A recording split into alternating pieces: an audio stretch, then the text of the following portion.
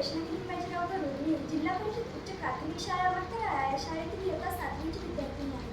परभणी जिल्हा परिषदेचा नाविन्यपूर्ण अक्षरानंद बालवाचन संस्था केंद्राचा वाचन चळवळ हा उपक्रम माननीय नितीश माथुर यांच्या प्रेरणेने व विनोद शेळके सरांच्या संकल्पनेतून व आमच्या शाळेचे मुख्याध्यापक कोंडीवारे सरांच्या व आमच्या शाळेच्या स्पर्धेचे समन्वय तथा जिल्हा समन्वयक कैलास सरांच्या मार्गदर्शनाखाली मी पुस्तक वाचन या स्पर्धेत सहभागी असून मी आज खास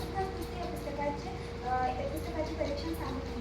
मी वाचलेल्या पुस्तकाचे नाव खास गोष्ट. या पुस्तकाचे लेखक आहेत मारुती दोनकोरे.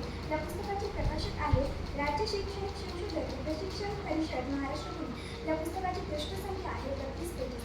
या पुस्तकाच्या मुखपृष्ठावर पुस्तकाचे नाव दिले आहे व लेखकाचेही नाव दिले आहे व मनुचे आणि रॉक्सीचे असे खूप छान चित्र दिले आहे.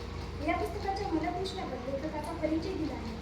या पुस्तकात मला हे खूप आवडले की मनुचे राष्ट्रपतींच्या हस्ते बालशौर्य पुरस्कार तिला मिळणार होता, कारण तिने त्या बुडत्या प्राण्याचे जीव वाचवला होता. यामुळे आणि तेही तिच्या खास दोस्तासोबत. या पुस्तकात मी हे शिकले की आपण आपल्या आईवडिलांचा आदर केला पाहिजे व ते आपले गुरु असतात त्यांचा आदर केला पाहिजे आणि ते जे सांगतात ते आपल्या भल्यासाठी सांगतात व आपण घर सोडून कधीही जाऊ नये, कारण आपल्या घराबाहेरची परिस्थिती खूपच कठीण आहे.